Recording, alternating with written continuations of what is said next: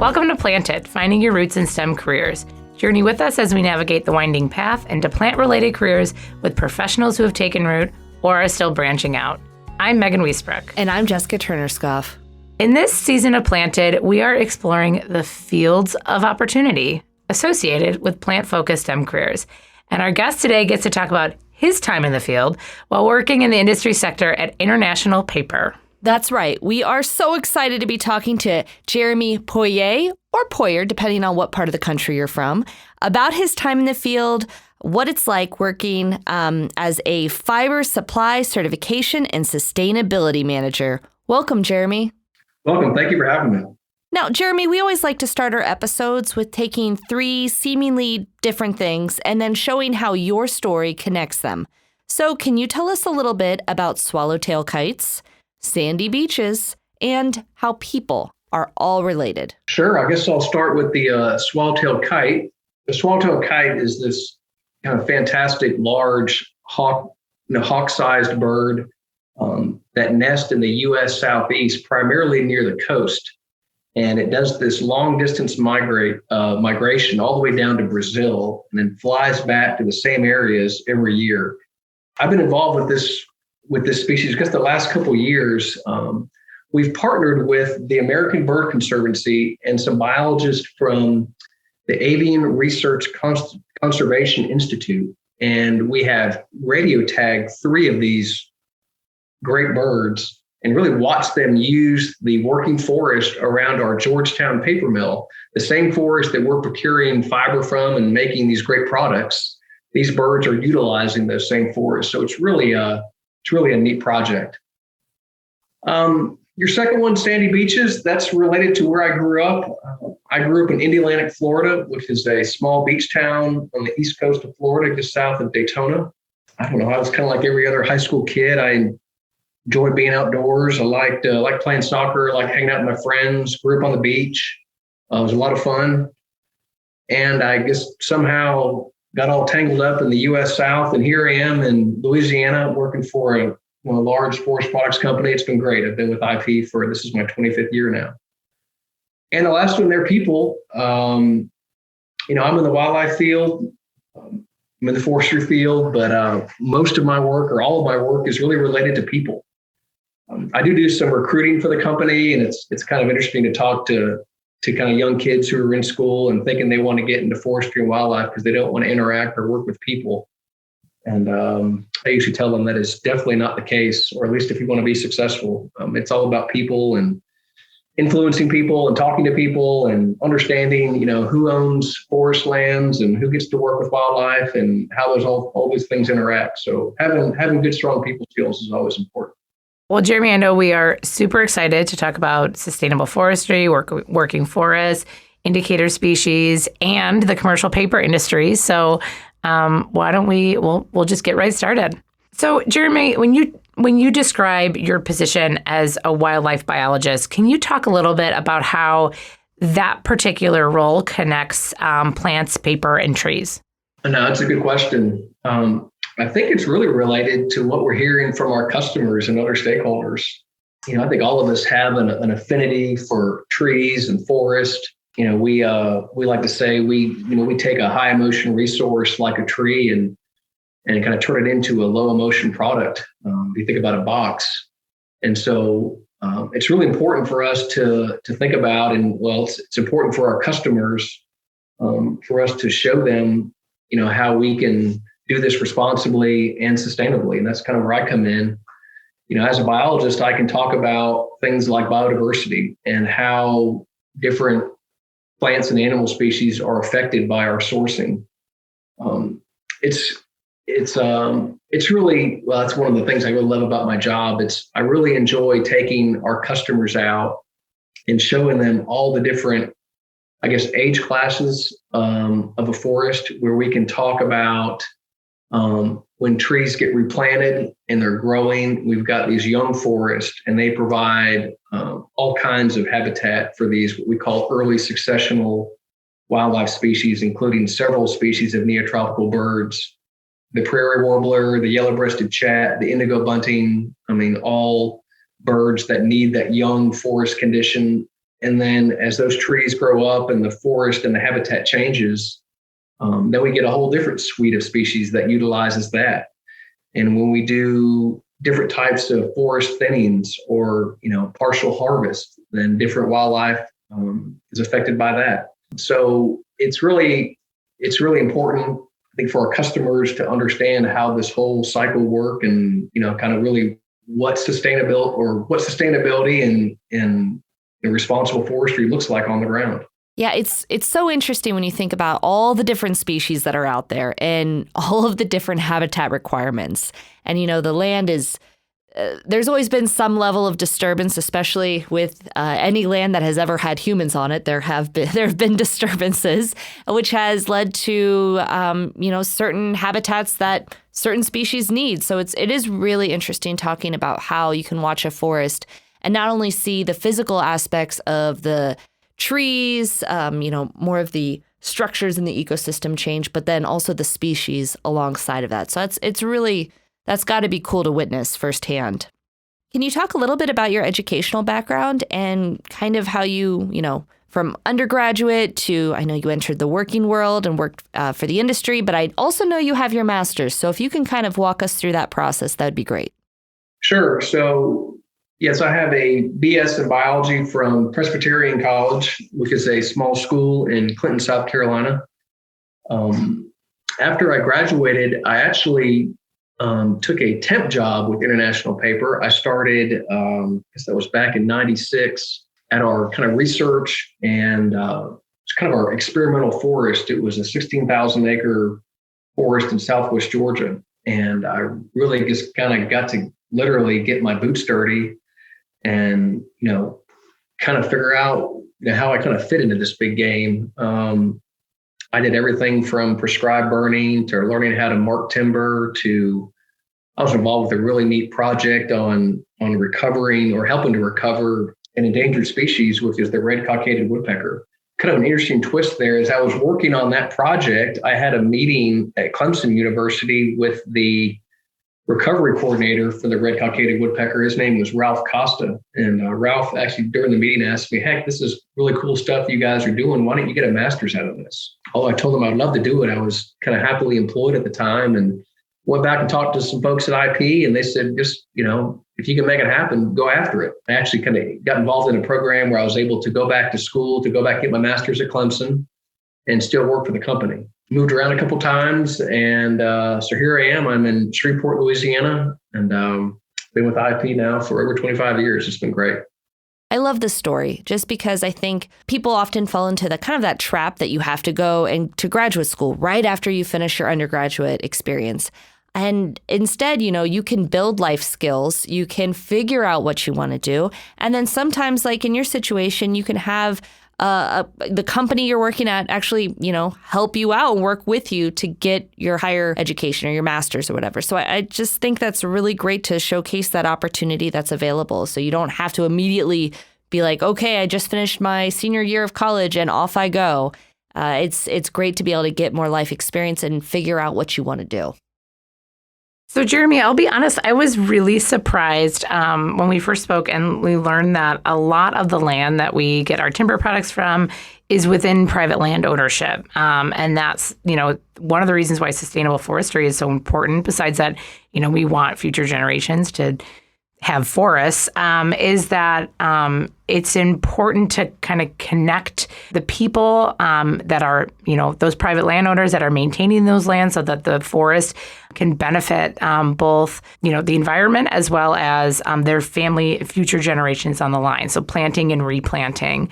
And as part of that, I know you get to work with all sorts of different people from different institutions, sometimes connecting, individual landowners with conservation groups. Can you talk a little bit about your experience connecting people, kind of that third piece that we had you tie together early in the beginning, and how you connect them with sustainable forestry?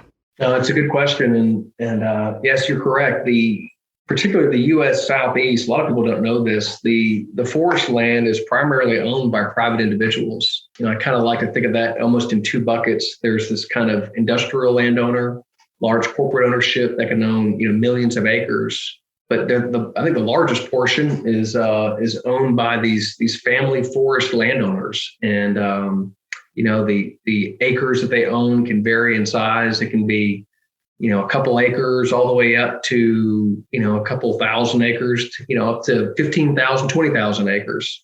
So you really have a broad spectrum of land ownership sizes. And within that, you've also got this diversity of landowners and landowner objectives and what they want to do and what they're thinking about, different management strategies. They own these properties for different reasons. By default, with all that diversity, it does create a very unique and diverse kind of forest if you think about the entire U.S. Southeast, because everyone's kind of doing something a little bit different. But I would say, the kind of key to understand is, and I think all of us want, forest in the future. So how do we encourage that? And, why would a paper company, be kind of part of that process? And I think what folks need to understand and realize that the demand for fiber-based products, whether it be paper in a box or lumber for a 2x4, is what incentivizes or what drives landowners to grow more trees. And so when that demand goes away, if we start a society that says, look, none of our products are going to have trees in it, who's going to plant the trees and who's going to own them? And what are those landscapes going to look like? So I think that's a really important concept that we need to encourage sustainable forest management. We need to encourage landowners to kind of think about those things, but we don't need to kind of turn into a society that says, well, we don't want to see trees being harvested, so we're just not going to, we're not going to encourage fiber-based products. When that demand signal kind of comes out, then that's, landowners have different options to do with their properties if there's not a value for their timber products. It sounds like you have a very, very diverse position. I mean, you're, educating people, you're taking walks in the woods, you're sitting behind a desk doing some Zoom calls, you're learning, you're talking to folks, you're working with landowners of all different sizes, but then also conservation groups. So I understand the difficulty of this question. But if you could just kind of average out your day, all of the days of the year or whatever, or maybe by season, what does that day-to-day look like? Well, today does not look very good because it's a lot of Zoom calls and WebExes and conference calls, but that's okay. Tomorrow's going to be different. So, and you're excluding talking to us right now. I know, right? Yes, this is the highlight. So this is definitely the highlight of my day and my week. So, excluding that.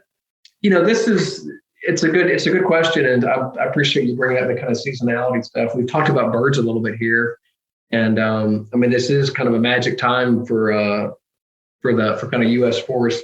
And what happens in the springtime is we all know that birds are singing and they're out, trying to defend territories and make nests and meet other birds and all that kind of stuff. And so we do spend a lot of time with our stakeholders and landowners and customers during this time of year, because we can be out there kind of walking in the woods. And if you kind of know what you're hearing for or listening for, and you know what you're seeing, we can identify 20 to 40 birds in a given short morning and educate landowners and say, hey, by the way, this management practice that you're doing, not only is it great for all these game species that we know you're managing for, like deer and turkey, but do you know that all these other bird species are being affected by that? And it's really kind of a neat moment you can have with a landowner that says, gosh, never really knew that. I never really kind of stopped and listened.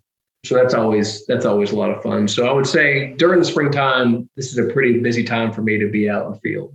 I will say, listening to you talk about how, being out and listening to the presence of different birds and what species are utilizing, the forest at certain times of the year, it reminds me a lot of how we will look at what different species that we find in our water systems and what that says about, those are indicator species, so that if they're present, that there's a service in the ecosystem being provided for, for birds, it's nesting habitats or places to raise young or to mate. And, in our water systems, a lot of times we'll see, okay, well, what does the presence of this species mean as far as the, water quality? Because some species will tolerate certain different levels of pollution.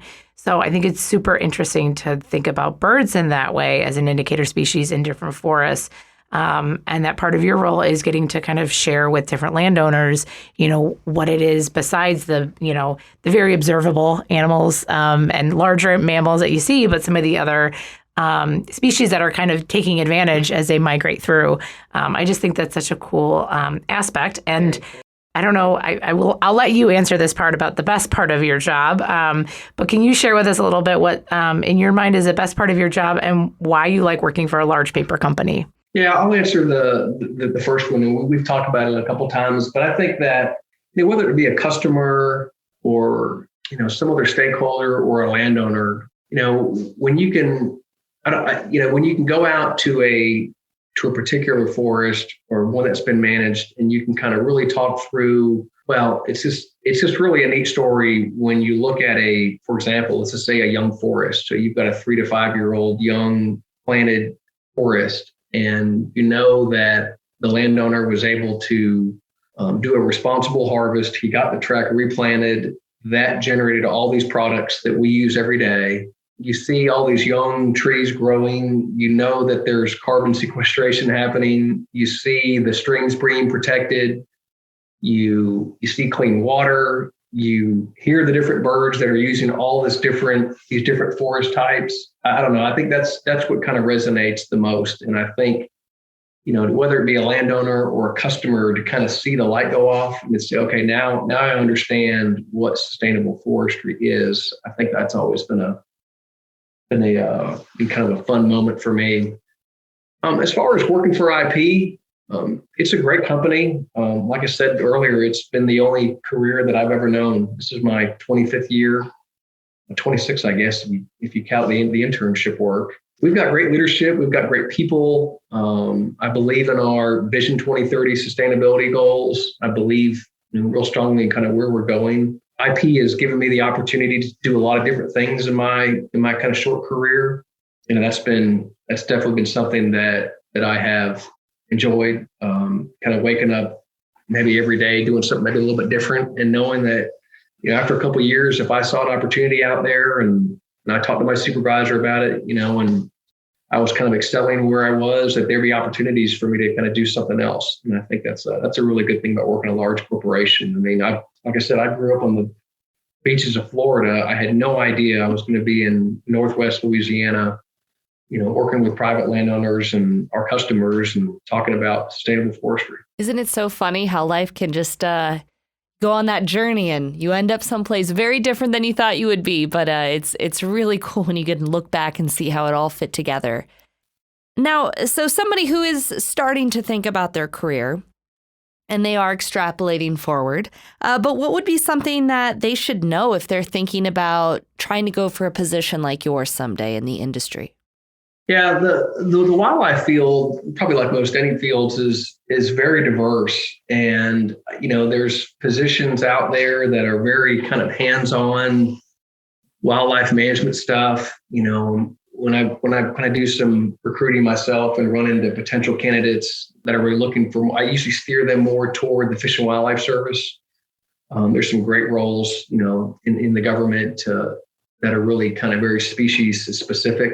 There's some great roles in wildlife in the forest products industry. I think one of the things to really think about is your ability to kind of work with people and people skills. It's like we've talked about, people own the forest, people own these working forests. And, I don't have access to those properties if I don't know how to, influence that landowner, or to talk to a landowner and say, hey, by the way, would you mind if I had access, or, can we talk about what you're doing?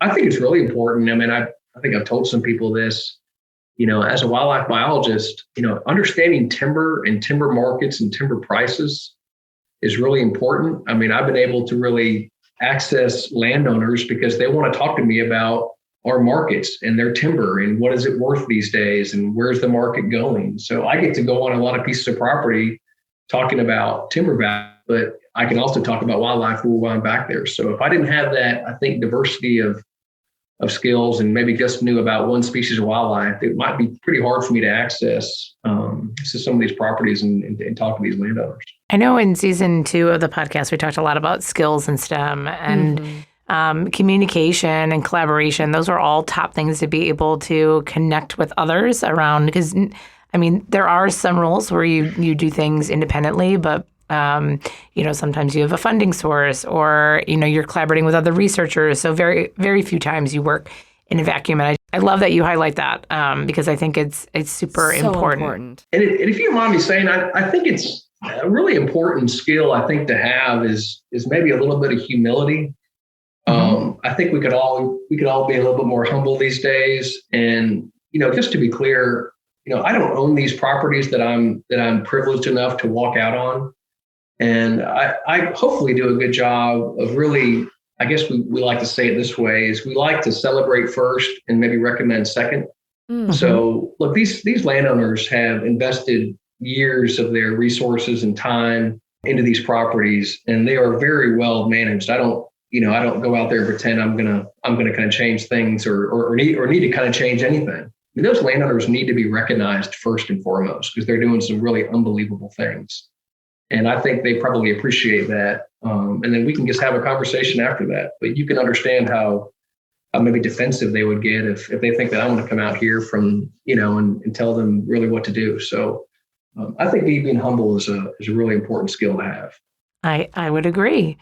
So I know we mentioned this kind of early in the conversation, and you talked a little bit about sandy beaches and spending a lot of time on the beach. But what is it that you wanted to be as a kid? Were you always drawn to the outdoors? Kind of connect us to what maybe you first thought you were going to be when you grew up. Yeah, it's a good question. I think I'd like to ask my parents too. They might have a different answer. But I was always an outdoor kid. I spent a lot of time at the beach. I spent most of my time saltwater fishing. I played soccer. I was outdoors, but I definitely wasn't, one of those kids that, by the time I was in middle school, I knew exactly what I wanted to do. I didn't quite know what that was, and that's okay.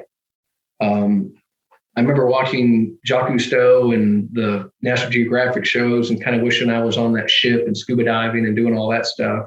I ended up at Presbyterian College for all the right reasons. Looking back on it, it was, a biology degree is fairly broad in nature, but I think that's kind of where I was in my life at the time.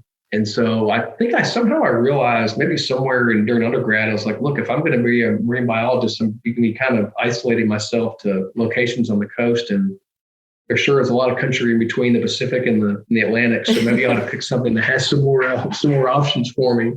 But it's been a great career path. I have really enjoyed it. I guess I would encourage anyone not to get frustrated if let's just say they're in high school and they, maybe some of their friends kind of know exactly what they want to do, but they don't. I would just always say, chase what your passion is. I mean, what's that famous saying? If you really enjoy what you do, you never really go to work or doesn't feel like you're at work. So I can safely say that I really enjoy what I do and the people I work with. So sometimes it really doesn't feel like work. Oh, I think that's some great advice. My mom used to say that if you love what you do, you don't work a day in your life. But I know your career path has been so interesting to talk about. And we also shared your profile about your background and your work at International Paper with a group of educators who are a subset of the Planted podcast audience. And so we shared information about you, and they had some questions, and we want to bring those questions forward. So Jess, I'll let you kick it off with the first one. Great. I know that you've talked a little bit about the swallowtail kites, but can you provide some additional examples of the projects that you've gotten to work on during your tenure at International Paper? Our audience would love to know more. A good one is this recent one that the IP fiber supply team has gone after the last couple of years here. We've built a new GIS mapping platform for our procurement, and so GIS is just kind of a fancy way to say a digital map, I guess. So if you think about like a platform like Google Earth, where you can kind of zoom around the world and see where everything is.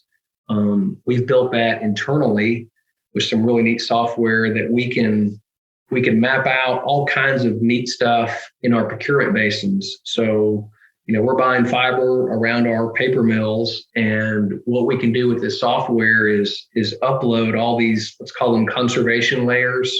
So we understand where the the risky areas are for a different number of factors. And, we know the locations of the tracks that we're buying, so we can overlap on there. This technology is available, on our phones. We can kind of track where we walk in the woods. And, it's really a neat interactive platform to help us, I guess, kind of walk the walk. As we say that we're sourcing from sustainably managed forest, our technology helps us verify that. It's been a really fun project the last couple of years, and it continues to grow and evolve. And as technology changes around us, it's just kind of the wave of the future. It's a great way to highlight the T and STEM technology. Can you talk a little bit more, though, about the conservation layers? I'd love to know what you're looking at. What variables are you thinking about with that? Yeah, it's a good one, and it's kind of changing by the day. It feels like, and we have a kind of a base layer in there that looks at things like rare, threatened, and endangered species. I mean, we know where some of those are on the landscape. We've got some kind of modeling programs that looks at landscape conductivity, and it kind of scores it for us. So, for example, let's just say a given forest track is connected to this really, really nice, large other forest. It's going to score it at a higher priority for us and say, hey, this one is really important, as opposed to a forest track that's kind of out there by itself. Although it's an important forest, in the whole kind of scheme, the landscape conductivity thing, it's not quite as important. So we would kind of ask ourselves different decisions and different questions based on the track that it's kind of a high conservation score because it's connected to a larger forest. I think that's so interesting because you think about how it comes up in talking about, species management, some larger mammals, when there's not corridors between and, different ecosystems get fragmented. It's interesting because that is such an important layer, but there's so many things to consider that it's interesting to have all of those layers to help ask the right questions, make the right, set the right priorities. I mean, that's just so cool. It's such a cool use of technology. Well, I think it's been really, what we found really interesting is we've always been able to kind of, I don't know, maybe we kind of have talked in a vacuum and say, hey, we're kind of doing all these things, but this technology enables us to kind of really see it real time. And we can share that with our customers and stakeholders. I think a lot of people think that we just open up our wood gates and just let fiber flow in and really have no idea where it's coming from or what people are doing. And that's just simply not the case. Well, that leads right perfectly into another question that we have from educators, which is we've talked a lot about sustainable forestry and, why that process is so important. But can you talk a little bit about the importance of working forests, of old forests versus newly planted forests, and why it's kind of important to have that sustainable forestry, to have that working forest for both the future of forests as well as the private landowners as well. Yeah, I guess I'll say it this way: is the future of our business depends on the sustainability of forest. I mean, if there's not working forest around in 50 years, then we don't exist as a company. So this is the kind of root, or this kind of gets down to the root of who we are. Excuse me. And it's just a really important concept for folks to understand. In order for these landowners to continue to own these properties in the future, they have to work for them. Now, to be clear, these forests need to work for society as a whole as well. Forest working and to keep these lands in forest, having a demand for fiber-based products and instead of to kind of pay for all the things that goes into a forest needs to happen. I think people need to kind of really rethink pretty hard about when they're asking for more products that use less trees, what that demand signal could possibly do to a forest landowner who says, well, heck, if I'm not, if there's no demand for my trees and fiber-based products, why would I continue to plant them? So I think the key is to really understand sustainable forest management and what does that mean? And we're convinced that that part of our supply chain in promoting sustainable forest management is going to keep these forests working not only for biodiversity and carbon and water, but for fiber-based products as well. Now, you've mentioned a lot about working with all these different private landowners. Can you give our listeners an idea of the volume or sizes of these forests? What does that look like? It's definitely highly variable. So a landowner could own a couple acres up to a couple thousand, up to 20,000. It's just highly variable. It's every landowner is a little bit different in kind of what they're doing. Some are planting trees for different reasons, different species of trees. Some are managing particularly for recreation, for hunting. Some of their properties, it's something else. So it's highly variable. It kind of creates a neat, I guess by default, a very diverse landscape because not every landowner is kind of thinking about it the same. So when you look at it from the southeastern coastal plain is kind of from East Texas all the way up to Virginia. It's just kind of one big forest that's managed by all these different private landowners. Really diverse and really unique and definitely plenty of personalities. I can attest to that. Well, I know we've asked a lot of questions and we only have one more. It is one that we ask all of our guests. It's a tough one. But what is your favorite plant? I would imagine it's a tree, but I'll let you answer. It is a tree, and this is an easy one. It's the bald cypress. I've talked about water here quite a bit. I love water. I like to be out on the water, and I like trees too. So, there we go. It's a tree that lives in the water. I live in a great place in Louisiana that has plenty of cypress lakes and cypress swamps. And I've got a great camp in South Arkansas that I can go out and fish and duck hunt with my kids and be around cypress trees. And I don't know, there's just something magic about starting your day off bright and early in the morning, kind of watching the woods come alive in a cypress forest. They are absolutely exceptional trees. Great choice. Great choice. Well, Jeremy, just thank you so much for being here today. I really loved hearing about, that combination of people skills, which are so essential for what you do, but then also, your skills working with technology and wildlife biology. Like, it's just such an interesting fusion of all these different worlds. And I just think it was really beautiful how you tied it all together. And I'm just really grateful for your time and hearing your story. So thank you so much for being here today. Well, I sure appreciate you having me. This episode of Planted, Finding Your Roots in STEM Careers, was made possible by the Morton Arboretum and the Multimedia Services at College of DuPage. Check out additional resources and bonus content at www.mortonarb.org/Planted Podcast. If you enjoyed this episode, please subscribe, like, and share. This is Jessica Turner-Scoff and Megan Wiesbrook. And we hope you'll continue to join us as we journey into STEM careers.